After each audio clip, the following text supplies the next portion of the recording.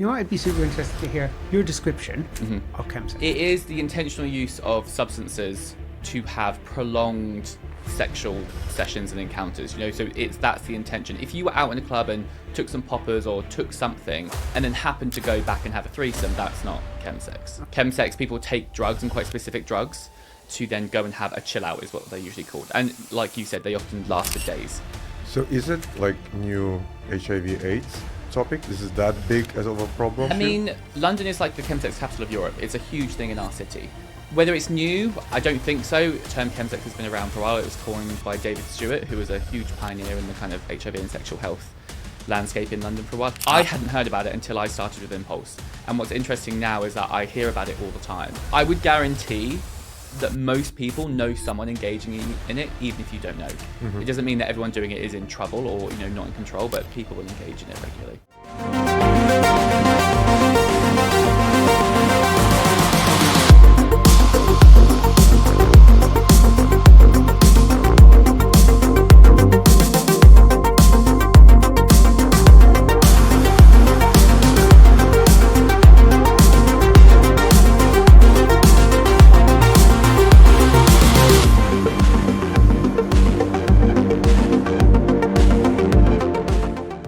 Where are you from, Danny? How did you end up being here with us today? Right at this very moment. Yeah. I'm originally from Suffolk, little town outside of Ipswich.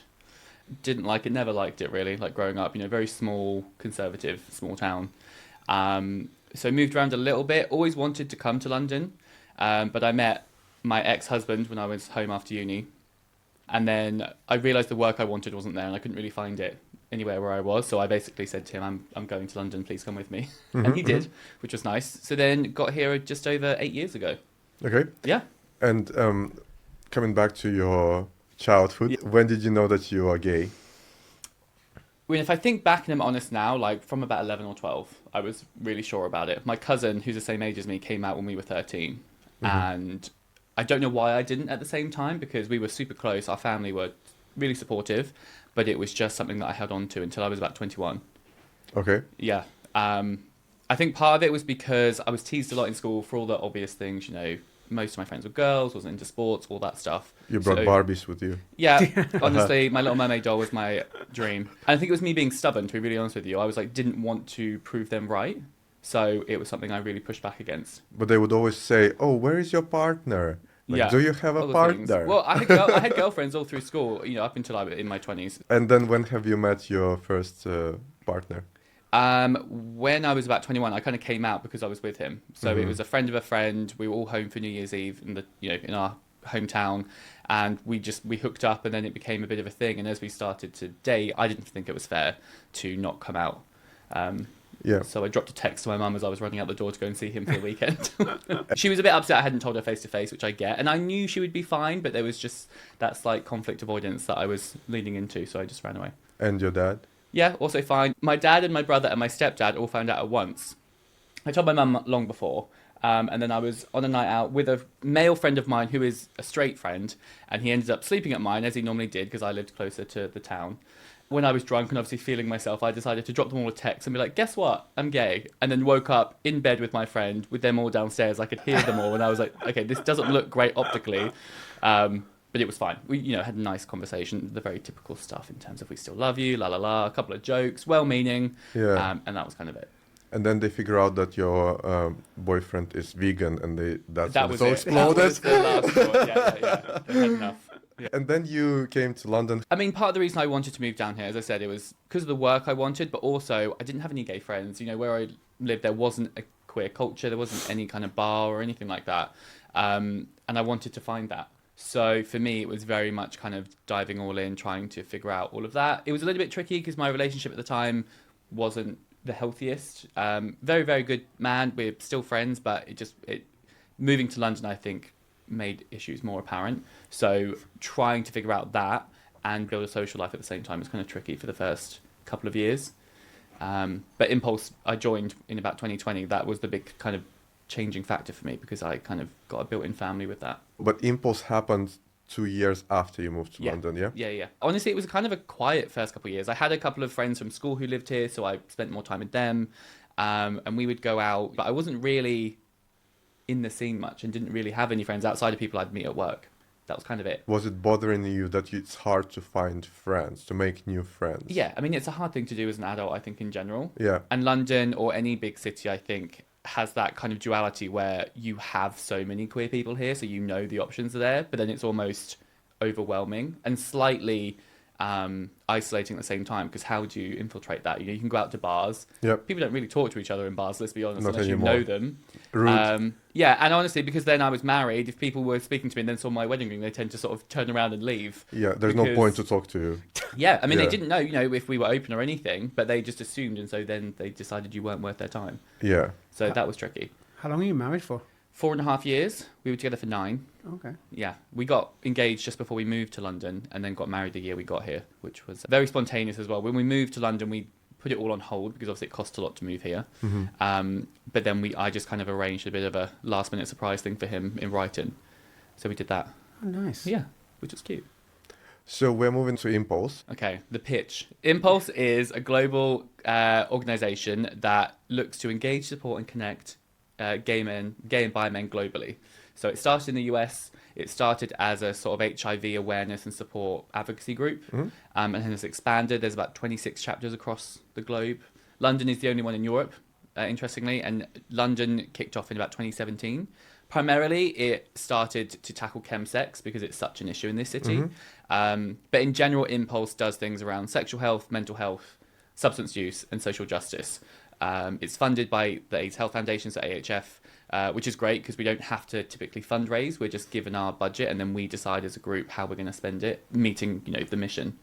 And it's all volunteer-led. Every single person is a volunteer, which is wonderful, but it's also challenging because it is like having a second full-time job. Of course. Yeah. I started, they were just doing a recruitment event. A friend of mine was already part of it. I was still looking to try and meet new people and kind of connect. So he was like, come along, you know, it's super social, because so much of what they do is event-based. You're often in bars or throwing things, and so you just meet people naturally by doing the work. Plus, all the volunteers are super lovely as well. So I joined the advocacy team and worked there. I was really fortunate because, well, I joined when COVID kicked off. So I went to an event, was really excited, and then obviously everything shut down and they were like, we can't do events anymore. So we had to pivot to doing everything virtually. And around the same time, I think a couple people, as most people were doing their kind of big life reflections when they couldn't leave the house, decided to leave Impulse. And so I stepped up to be the advocacy director pretty soon after I started. Did that for 2 years and then worked my way up, was VP for 2 years, and then this is my second year as president. I've got a great board, so it's me, a VP, and then we have 4 directors who look after various things, and I just have to keep it going, make sure they're doing what they need to. Often taking on some of the stuff no one else wants to do, like going to the storage unit is a common occurrence for me, which is a joy. But yeah, just making sure it's all happening, making sure we're staying on mission, you know, making sure everyone's happy, a little bit of volunteer management to make sure the boys are all taken care of. Can you give me an example of the events that you are doing? So it varies.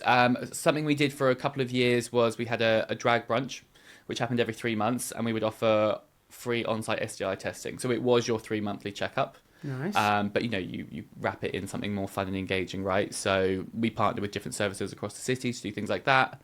We often do something for World AIDS Day. That can kind of vary between parties or sort of connecting with other people.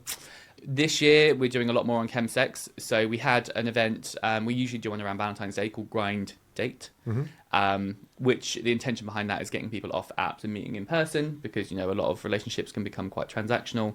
And as I said, because connecting and meeting people is like one of the biggest things that queer people want, we want to kind of facilitate that in a more healthy way.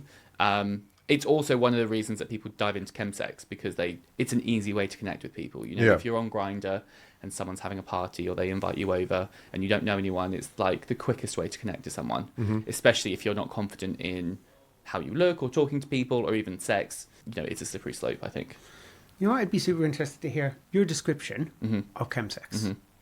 Because it's not something I've ever participated in. Yep. It's something I think I personally know very little about. I have a picture of it, of what it's like in my mind. In my mind, it's you're out at a club, you're taking drugs at the club, and then you're staying up for 2 or 3 days at a time doing chemsex. So you're partly right. It is the intentional use of substances to have prolonged sexual sessions and encounters, so that's the intention. If you were out in a club and took some poppers or took something and then happened to go back and have a threesome, that's not chemsex. Okay. Right? Because that's just you kind of enjoying your Friday night. Okay. And it might be that wasn't what you were looking for. It might be that they were kind of unrelated but ended up happening. Chemsex, people take drugs, and quite specific drugs, to then go and have a chill out is what they're usually called. And like you said, they often last for days. Usually loads of people, they'll be hosted by someone. And I mean, some people enjoy them and some people feel very confident that they have control over what they do in those spaces. They can escalate and they can become quite negative and toxic because people, again, are not sober. They're very much under the influence for the entire time. People will lose track of time, which is why they last so long. Because, it's almost like being in a casino, when there's no clocks and no windows, you're just kind of in that environment. Then people end up like struggling to get to work or be where they need to be because they're just there the whole time. And what's interesting is often actually some of them can be really intense and there are loads of issues around sexual assault happening. Some people are very much of the mind that if you walk into a chill out, you've given consent for whatever happens. But depending on the drugs you're on, you may not be fully conscious the whole time. But then wildly, sometimes there isn't much sex going on at all. You often just have people sitting around on Grindr, kind of searching for sex and talking about sex, and there might be porn playing and there might be certain things, but actually not really engaging in anything. So they can be very different environment. Yeah. So is it like new HIV/AIDS topic? Is it that big as of a problem? I mean, London is like the chemsex capital of Europe. It's a huge thing in our city. Whether it's new, I don't think so. The term chemsex has been around for a while. It was coined by David Stewart, who was a huge pioneer in the kind of HIV and sexual health landscape in London for a while. He passed away, sadly, a couple of years ago. I hadn't heard about it until I started with Impulse. And what's interesting now is that I hear about it all the time. And whether that's because I'm more informed and so I can clock it, or maybe because I talk about it, people feel a bit more comfortable talking to me about it because I, discuss it publicly. I would guarantee that most people know someone engaging in it, even if you don't know. It doesn't mean that everyone doing it is in trouble or, not in control, but people will engage in it regularly. I don't want to sound ignorant. In my mind, because I've never been to something like this, they are in dark, dingy flats. I don't mean that to sound bad, but are they presented as nice things or are they just, I don't know. I think this can really depend. People will go to chill outs where they have like a regular host who is really, really on top of it. Like they will select who's going to be there, so it's not a free for all. Okay. They will potentially not be engaging in all of it themselves because they're there kind of to be supportive and check everyone's okay. They make sure people have things like water and all that kind of stuff, and they'll be really like good hosts. Okay. And then other times, it's if you go to a club night, we have a lot in London that finish at sort of like between 4 and 6 in the morning. I was at a couple recently and you just see everyone standing around outside because what they're all doing is looking for the afters and where it's going to be. So a lot of them pop up on the night or, there and then people just go to their various places. I live quite central in London at the moment near the Barbican. And because of where that is in relation to lots of other places, if I were to open Grindr at like 6 in the morning, it will be full of really active people looking for somewhere to go. So how do you know that it's very popular in London and not in any other big capitals of the world? It probably is, but data is limited, and this is one of the issues that we have. Because if someone were to go into A&E or something, because they've OD'd on G, for example, which is pretty much the main drug with chemsex, it's not really logged. Either people don't tell the doctors and nurses what they're on because they're worried that they're going to get arrested or something, which they wouldn't.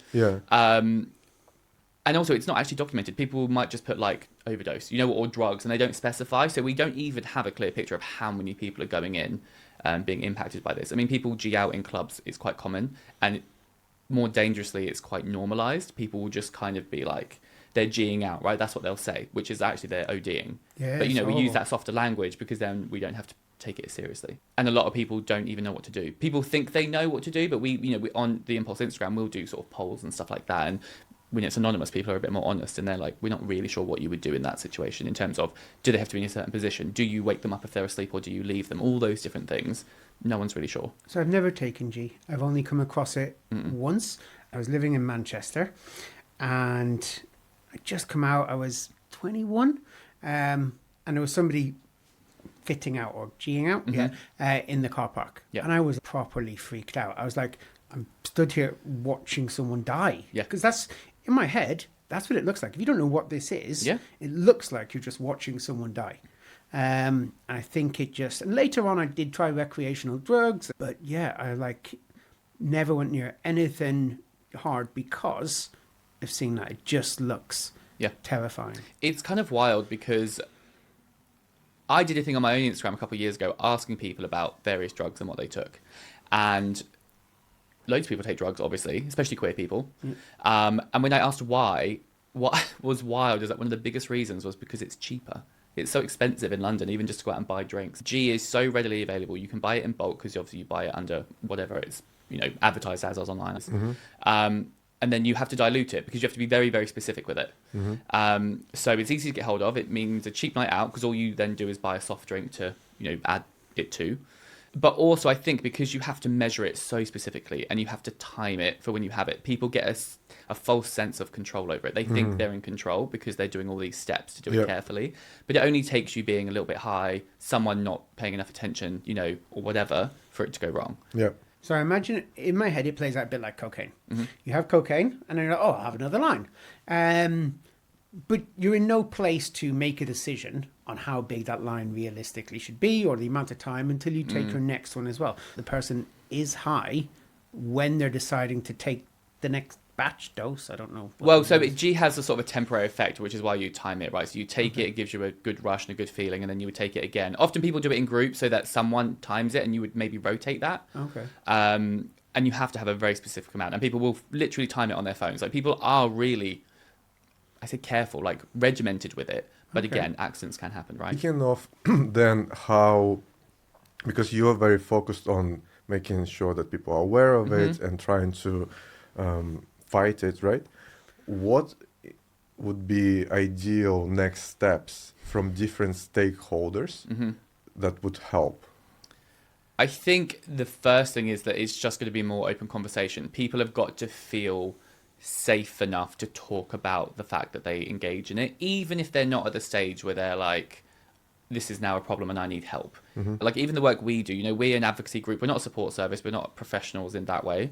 But we want to be able to talk about it because if you can talk about it, then more people are going to come forward, get the help they need. We do have services in London. There are amazing charities and organisations out there. They're underfunded because it's not necessarily seen as a priority. Yeah. And, they're overworked because people come to them, but also they're still kind of in the dark where not a lot of people are aware of them unless you're already kind of involved in that scene, right?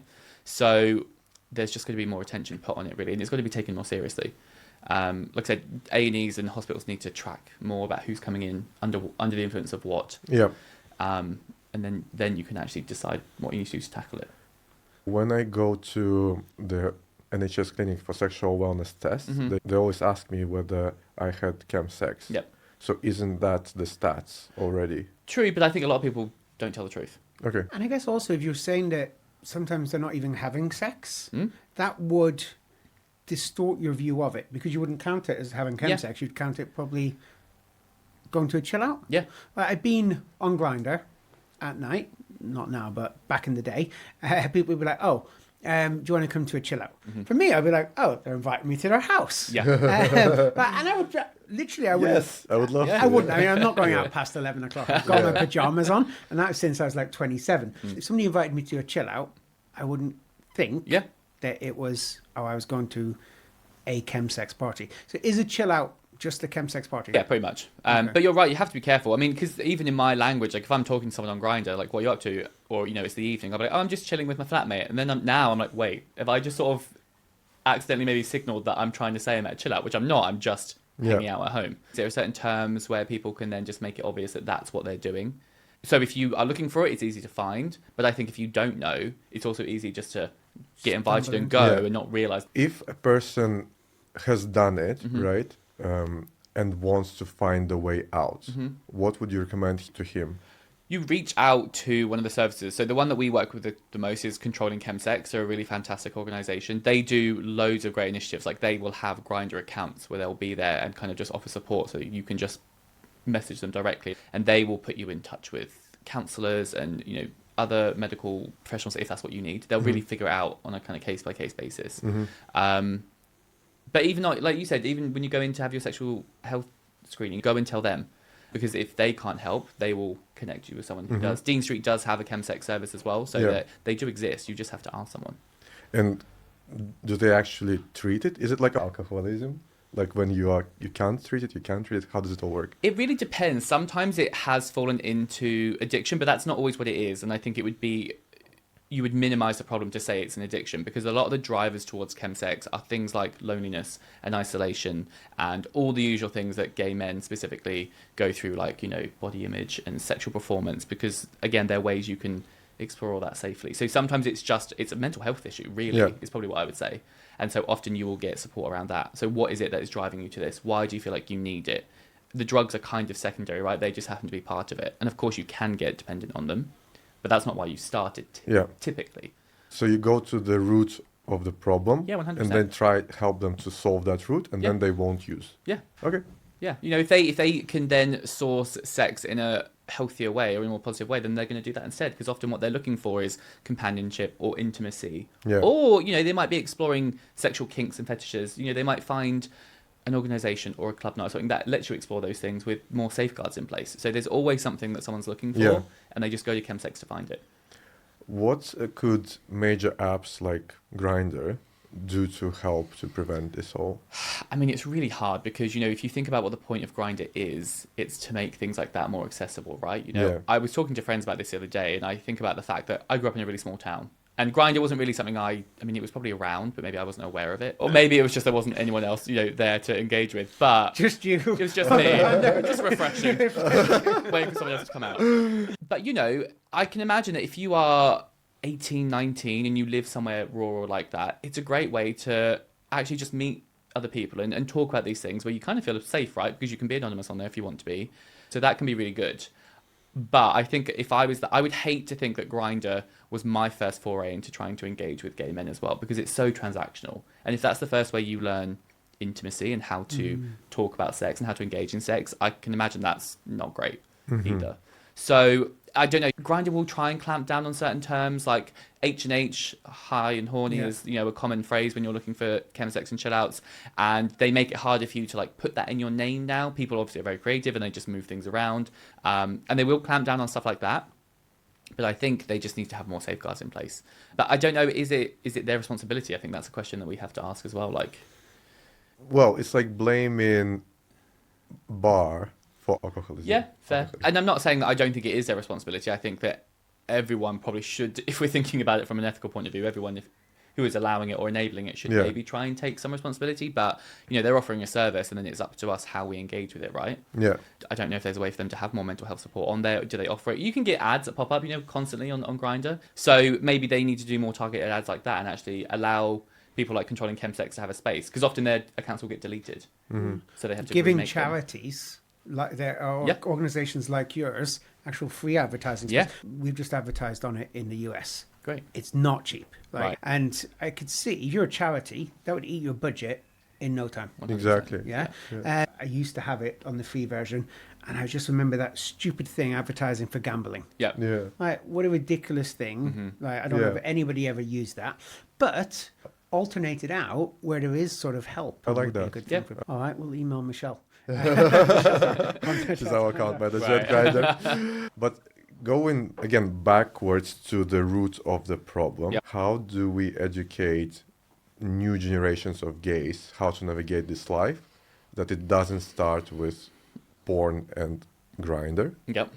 And number two is for our generations, how to fight with loneliness. So I think the first question around young people, I mean, that's a huge one, right? Because I used to go and train teachers in schools across the country around LGBT plus inclusion for a charity.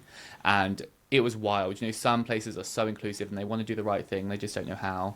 Others refuse to, it's really challenging. So even just, I mean, I hate the term, but it is correct. Normalizing LGBT lifestyles to young people is so important, because it's just built-in shame and hate, and you learn to hide it. Queer people, I think, have a unique skill at being duplicitous, because we lead double lives kind of by default, because we have to survive, right? Even if you don't want to. And like I said, I knew I was gay and I knew I had a supportive family, but I still didn't come out until a decade after. So even if you don't have a really traumatic upbringing, it's just something you're taught to hold on to and to feel bad about and to keep as a secret, right? So this is why we get into things like chemsex, because we're used to keeping secrets and we're used to compartmentalizing. as well as overperforming, right? You know, there's constantly jokes around the talent in schools, and the high performing individuals end up being gay boys because you focus on something you control and you do something well to be accepted. So I think it does start with education, not even around specifics, you know, about what we're talking about, but just normalizing the fact that different people exist, and that if you are different, you can talk about it. And that, you know, that's such a big thing to try and tackle. But it is coming along compared to 10 years ago. Oh, certainly compared to when I was growing up, which wasn't 10 years ago. Like, I wouldn't have been able to have told my friends I was gay. Yeah. It would never have happened at school. I think it is coming along, but it just it definitely obviously always needs work, and there's steps back and forward. Yeah, and I think that's what it is. There's always two sides to it, right? We get progress, but inevitably what happens is when you progress, people get nervous and people get angry, and then you end up going backwards, right? And we're seeing that happen now with all of the diversity and inclusion stuff. I mean, primarily in the US, but it's going to impact the UK. There's no way it wouldn't, you know. So when we get things and we gain traction, it kind of fuels the opposing side, and then they push back even harder. Yeah. And you're right, you know, when I was doing this work in schools, they had just released new guidance around kind of relationships and sex education, and it was very inclusive. But of course, that's now constantly being pushed back on. Yes? Yeah. And you know, people get scared. You know, teachers get scared of parents because they think they have all the power. You know, employers get scared of funders, or, you know, boards, or whatever it might be, or customers, and so people tend to roll over a lot of the time.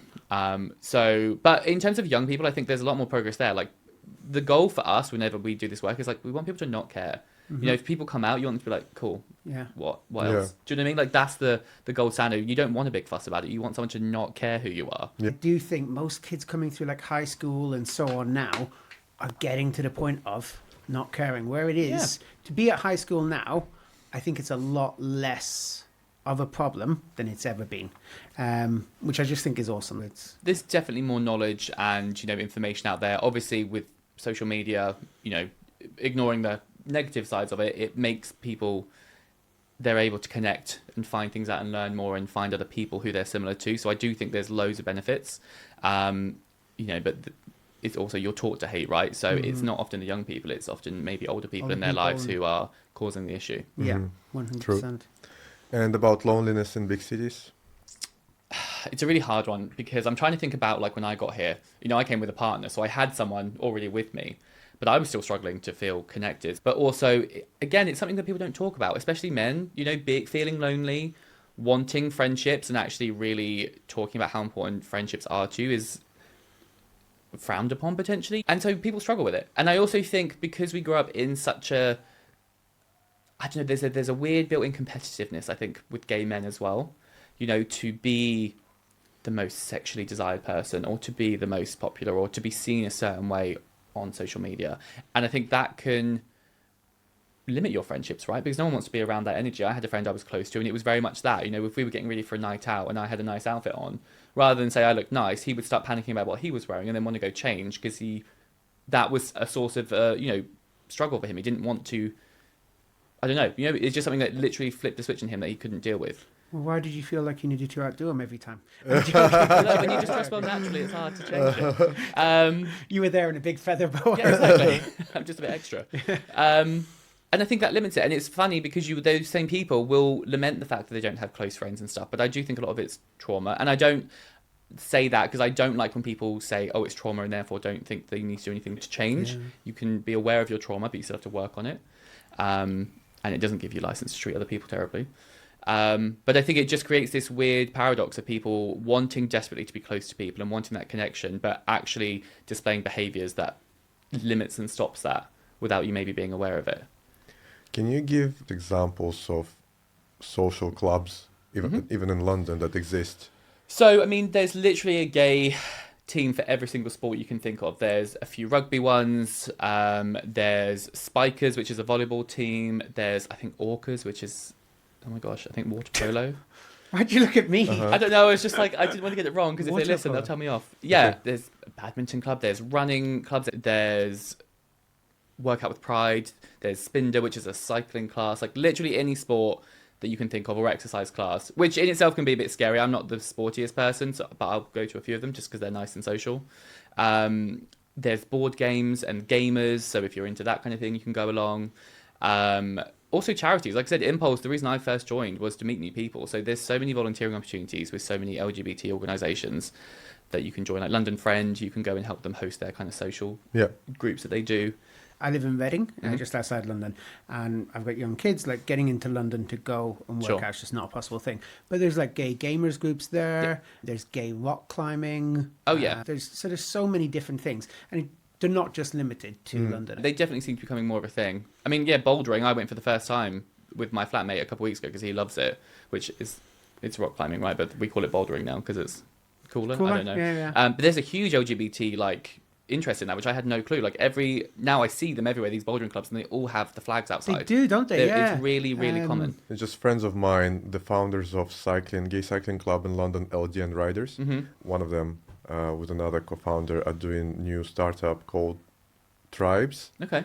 And the whole idea is to put everything what you just guys said into one platform. Oh, nice. So it's a one window shop where you log in and you see all of the different type of events which are gay specific. Great. Like where you see there's a cycling group, there's dance class, there's yoga, there is bouldering, there is games, there is this and that. Amazing. And it's like a calendar of stuff. Yeah. And then you just book the classes with them.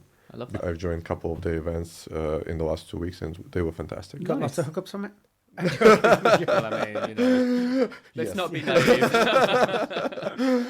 I think for me, I kind of associate it at this point as more like people who want to do stuff actively, right?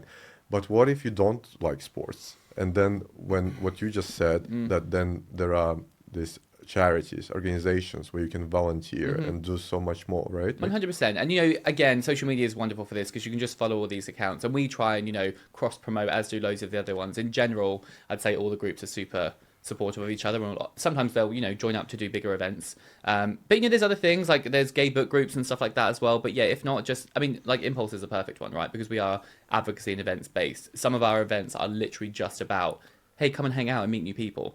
We always have a policy of you can come alone and you can let us know in advance, so one of my team will come and find you and connect people who are there by themselves, which does happen, and do it in a bit more of a because I guess going the first time can be quite scary. Well, that's always the thing, right? Because, everyone can say we're super welcoming and friendly and supportive, but actually you don't know that. Turn up and you're sat there and so on. You feel like exactly. Because that's the reason I never went to the gay bouldering. Because I was like, I'm going to not know anyone. Then what am I going to have to talk to them about and so on? And it was only because a friend invited me. But now I'm like, oh yeah, I'm going to go. Yeah. Just, it's the fear of the unknown. Yeah. But once you go, I think they're often really welcoming. 100%. How do people navigate dating nowadays? Is there an issue in big cities? Yes. And I say that. Yes, that's it. I say that because I got divorced about 2 years ago. And so I've just been dating recently, kind of for the first time. I met my ex when I was 23 years old. The only app besides Grindr that really existed was Tinder. I remember a straight girlfriend of mine being like, have you heard of this new app? Because Tinder had only just kind of popped up. So dating apps weren't a thing. I now find myself in my 30s, single, in London for the first time, trying to date. And it's been horrible, to be honest with you. It's really hard. I think you have the apps, and I was on all of them. I decided to throw myself into all of it. So I had Tinder, Hinge, Bumble, Field, all of them. And obviously the apps, in a way, to be cynical, are designed, they want you to pay to use them, right? They want you on them. So they're not necessarily designed to actually give you success. Yep. I think people go onto them for various reasons, and they aren't always honest about that. Hinge is the one I use the most because you could put a lot of information on your profile. Getting people off the app to meet in person is really, really difficult, which I find really interesting. My philosophy is I always try and move over to WhatsApp or Instagram because I think people talk more organically on there and more regularly, and try and get something in the books to meet in person. I think if you don't meet or don't make a plan to meet after a couple of weeks, it's just not going to happen. And some people just, they'll match with you. You say hi. They say hi. How was your weekend? It was fine. And then it's like crickets. Yeah, I'm like, mine was great. Thanks for not asking. And I don't know what it is, whether people just get overwhelmed or they change their mind, which is valid. Yep. But we have a communication issue, I think, as queer people. And again, specifically gay men. Some of them are not designed actually for... So Hinge I like because you can't just swipe or anything like that. But some of them are not designed actually to create a conversation. Like Grindr. Yep. It feels like Grindr is designed to actually just keep you going to the next person. Sure. Rather than having a conversation. I think for me, I would say Hinge is probably the best I've come across. Yeah. You've got to think about the person's profile before you either move on or don't. For sure. And, I just think some people aren't honest about their intentions, right? Because you can say what you're looking for, whether it's short term, because you maybe just want to casually meet people, long term, all this kind of stuff. And I've had people on Hinge who, go straight into being really sexually flirtatious, which I don't mind. Obviously, like I said, we've seen my Instagram. I'm naked on there most of the time anyway. But then I had one guy message me, and it just really got into, like, he wanted to have sex, like, pretty much straight away. And I'm like, cool, we can have sex, you're hot. But, like, now what I'm thinking is all you want is a hookup, because we haven't discussed going on a date. Yeah. So I'm like, is that what you want? Yeah. Which is fine, if that's the vibe. But I'm just now like, well, now I think that's all you want. And so I'm kind of taking you less seriously. Or it's kind of deflated me a little bit, because although it's nice to get that validation, I'd like someone who's a bit more interested in having a conversation with me as well. Yeah. What dating apps are you on? Just Hinge at the moment. Although I have just taken a break, because I went on there, I met up with a bunch of guys. It's really keeps you busy. It's expensive to constantly go on dates. I'm a bit of a cheap first date, because my plan is usually like go for a coffee. Yeah. Because I think I don't want it to be too formal. Or too invested, because Exactly. what if it's from the beginning you understand that something is off, right? Yeah, and I had that with a guy. We met up in Soho for a drink. Lovely, lovely guy. Nothing wrong with him. But as soon as I started talking to him, I was like, this isn't a vibe. And I could just tell. Yeah. But obviously, I wasn't going to down my drink and be like, sorry, I'm off. I had to stay with him for like 3 hours because, well, Oh my I guess God. I didn't have to, Yeah. but I felt obligated to. Whereas if you go for a coffee, if you wrap up a coffee in 45 minutes, that Okay, feels that a bit wasn't more the coffee, organic. okay. No, Yeah. that was a drink at a bar. Okay. From your dating experience, Yeah. have you collected like some red flags that you see straight away and you're like, no? I have lots of red flags on profiles that I won't match with. For example? And I allow you 1 or maybe 2 shirtless photos. If it's your first picture, I question that. Because I get that we all want to show off. But like if your first picture is a shirtless gym selfie, I'm probably not going to do that. That's me. Okay, next. Fine. I don't mind seeing it. Like I said, on Hinge, obviously, you can put whether you want monogamy or open. And because I believe in being open, if someone says strictly monogamous, then I won't match with them. Yep. More, I don't want to waste their time. If someone has put, because obviously you put your political stance on Hinge. Mm-hmm. And really, I'm really strict with this. If someone has conservative, moderate, or not political, then I swipe away. Really? Not political. Well, yeah. I mean, that's partly me being on my high horse because of the work I do as well. Partly. Well, I just think I don't think any queer person. I don't think we can be not political. Okay. And so and because I engage in that stuff and it's important to me, it's my Yeah. work and it's my passion. I want to be able to share that with someone. And if I was talking about an issue that was going on or talking about the work that Impulse does, and someone was like, "Well, that's nothing to do with me," then I'm like, Yeah. okay, you can leave. So it's just important to me that someone is engaged in the world around them. So, for example, one of the red flags that I see is when you already start conversation Mm-hmm. and the person is my age, which is closer to 40, and you ask them about their past relationship, Yeah. and if they had none, or they had one that lasted 2 or 3 months, Right. I'll be like, why? Yeah. Do you ask them why? No, in my head, I'm like, yes, I will. Yeah. But usually for me, it's like, maybe like you don't know how to build relationships, and maybe I'm not the one who educates you here. Mhm. I'm like, okay, this person goes in the pipeline a little bit lower for me in Sure. the ratings than the person who had like long-term relationship in the past. Yeah, it's really interesting because one of my issues with dating apps, and I will note the irony after just listing all the things that I don't don't like on a profile, and I know I'm guilty of it, but part of the problem I think is that we break people down into so many specifics, and if we see one thing that we don't vibe with, then we disengage, right? If a guy came up to me in a bar and we had a connection and flirting and we had a really good time, and then we go on a couple of dates, and then I find out something like, just say he's super, super sporty, because I'm not a big sports person, so I've got no interest in it. If I've been out with this guy on 3 dates and then he tells me he like isn't a football team, I'm not going to suddenly be like, oh, well, I hate that, so I'm going to stop seeing you. But if I see like, oh, I'm really into football on an app, I might just be like, nah, I'm not interested. Do you know what I mean? So, Yeah. and the same thing with what you've just said. Like, if you were having a conversation in person and they actually maybe had a reason why that was, and they told you, you'd be like, oh, okay, cool, that actually makes sense. But like I said, if it comes up in that way, then it does make you go, well, what's going on? Yeah, obviously, if they were living in Kazakhstan, Yeah. right? Yes, Yeah. like, you know, I think for me, Yeah. you need to dig in and figure out Yeah. what's going on. What have you found out they were conservative after 3 dates? I'd be finding that out pretty soon. He's putting a condom on and he's like, by the way, who'd you vote for? Yeah. Exactly. Yeah. But any catfish stories from dating experience? No, not really from dating. I think, it's hard, right? Because everyone puts themselves forward in a certain way online. I think you put forward how you want to be perceived or how you think other people will be perceived. I've done it before where I think about things I really love and I'm interested in, and then you question like, oh, is that going to be attractive to other people? Okay. I've had catfish stories obviously more on Grindr, but with dating, not so much. Mm-hmm. Tell us your catfish story, your worst one. Do you know what it is? And it makes me reflect on my behaviour more, because I was chatting to this guy and it was the dreaded thing. I really don't believe in going on Grindr after midnight, like Monday to Thursday. No good ever comes from it. So there was a guy I was chatting to.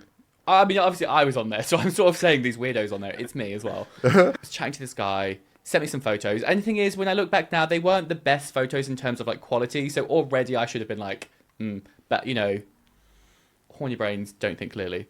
So I was like, great, come over. As soon as I opened my front door, I was like, this is a different person.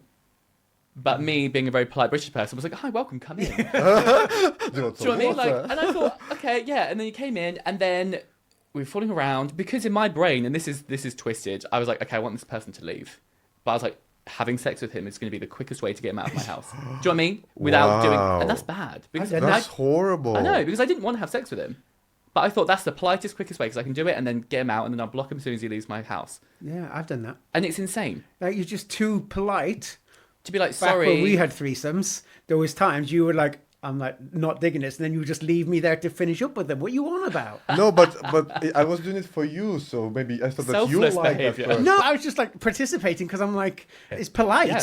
But it was also terrible, because I thought, fine, like, whatever. And then it became apparent he was a little bit erratic, not in an extreme way, but, a bit jittery. And I was like, I don't think this man is sober. And then he asked if he could do a line off my D. Okay. And of course, I was like, yeah, please feel free. Why? What? I didn't want him to do that. But I was like, again, if I just say no, then it's going to make it weird and uncomfortable. Like this man is doing. That honestly was for me like, and that's why I don't go on it, because I'm like, clearly I don't make good decisions. But also, it's just this wild thing where you don't want to upset someone, even though he's clearly misrepresented himself from the start. Wow, the British politeness culture is so interesting, because I am Russian speaker and I'm direct. Like, if you come over and I see that it doesn't match, I'm like, I'm so sorry to tell you, this is not going to work. Please don't take it personal. It just doesn't work. And I put the blame on a third party. You say, I don't feel like there is a connection. Yeah. You don't say, I don't like you. Say, oh, I don't think like it's going to work. So that's how I put the blame on connection or match. And they're like, oh, okay, all right, sorry, that's okay. Yep, and I've got friends who do that, and I'm trying to be better at that. And in my logical brain, I know that that's fine. I also know that if I walked in someone's house and they said that to me, I'd be in tears. Yeah, I'd go and sit at home under a blanket crying for 6 hours. Yeah, I'd be like, what's wrong with me? Yeah, even though it's silly, because you do know. When you get over it, you're like, that's fine, because I would say the same thing. Yeah. So, people chat you up and you're not interested. Doesn't make you a bad person. No, and it doesn't make them not attractive. You know, I'm like, me not being attracted to someone doesn't make them unattractive. It's just me not being attracted to them. So I do know that. But again, when you're faced with it, that's a hard pill to swallow. My latest discovery, which I absolutely love on Grindr, is video calls. Oh, I hate that. And I'll explain myself. Whenever you kind of feel like this is on the border, you're not sure whether you want to get rid of them or vice versa. You say, before we meet, is it okay we have a 1 minute video call on Grindr just to see if we click? Most of the time they say sure. And then you press the button and call and you see the person. Yep. And very often I like that person more. Yep. Because they're live, they're chatting, you're like, what are you up to? And then you kind of discuss the arrangement. Like oh, okay, I'll then take a shower and come to yours. Yep. So easy peasy, but you already feel like more excited to see the person because it's a stranger, right? To discontinue it because only one person in the UK uses it. Yeah, it was me. I was going to say, most people won't even pick up their phone with it. Or vice versa. When you see the person and you see that they are in a very dodgy flat, right? Or you can see with their eyes or that their mouth is shaking, you're like, I don't want to go there. And I saved everyone's time, right? So for me, now video calls is always like 9 out of 10 times. If it's a new person, I'll have a video call first. And that was just the 10 times this morning, yes? Yeah. Exactly. So with that then, do you prefer traveling or hosting? It depends. Yeah. So I live quite far. So for me, it's easier to host. Right. Whereas if I'm going central anyway and on my way somewhere, I'm fine traveling. From that aspect, I mean, because I often prefer to host just because it feels a little bit safer. Even though you bring someone into your house, I'm in my house. Oh, sometimes my flatmate is there, obviously. But yeah, I just say because you don't know where you're going sometimes, right? And you can turn up somewhere and then be like, I'm already getting a bad vibe, but you're already there. Oh, I'm like hosting, but only because afterwards I'm like, I want to eat some chocolate, and then like cuddle you my have pillow. more control, And I'm like, like, you can go now. I'm going to cover my pillow for a bit. Thank you for coming. Yeah. A few things about hosting traveling. I think if you host and it's like evening setup, right? It's not like a random lunch thing. I think if Who's having random lunch things? Me. Oh my god! Why we work from home.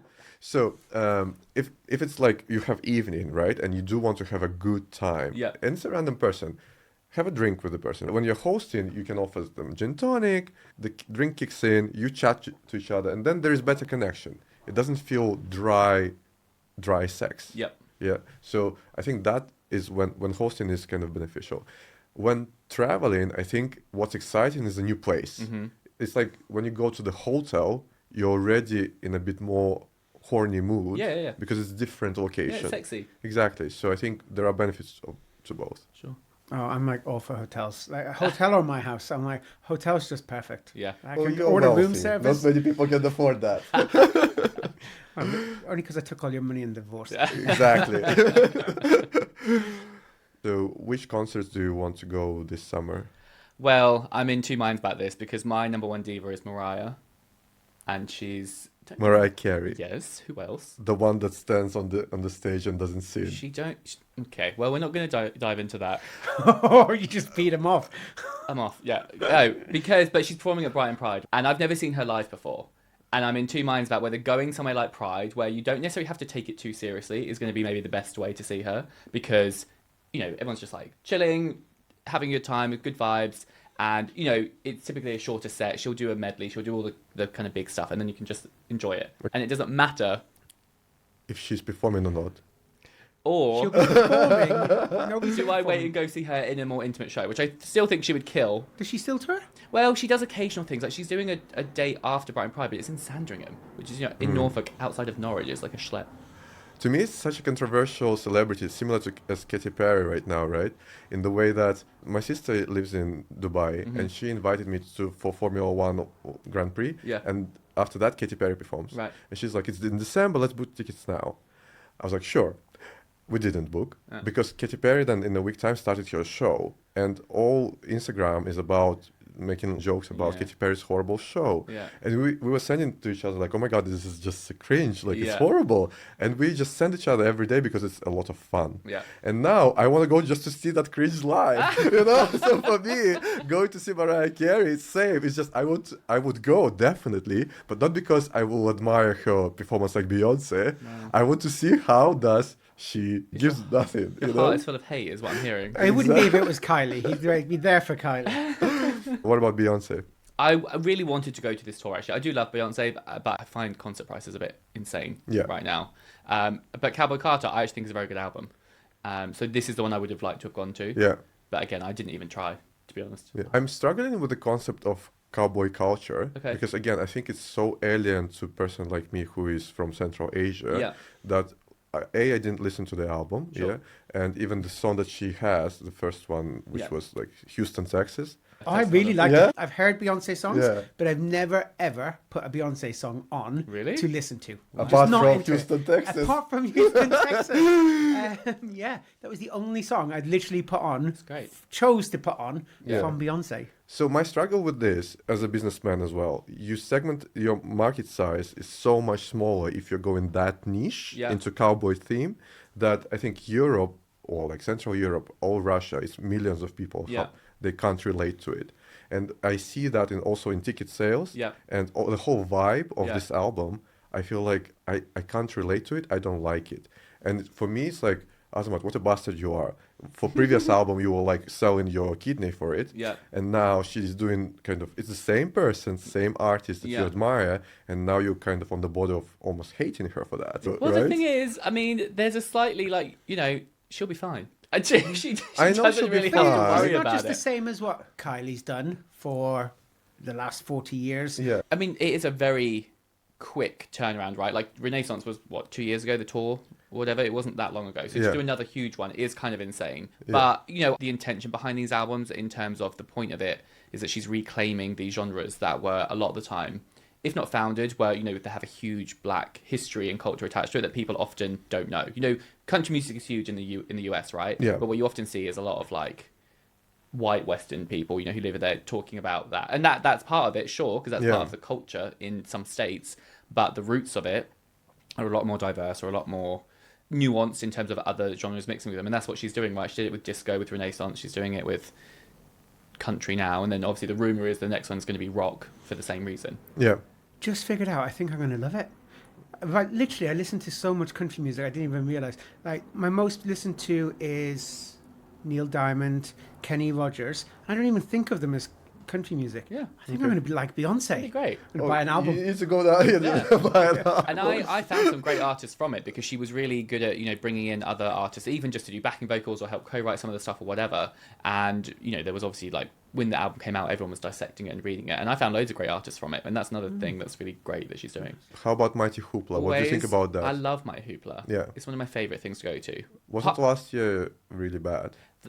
Last year was really funny, because obviously there was a festival in the same park the week before, and we had terrible weather, and so it was like muddy and slushy, and obviously everyone went into a free-for-all because everyone's white trainers were clearly going to be ruined. I mean, there was talks about whether they're even going to cancel it.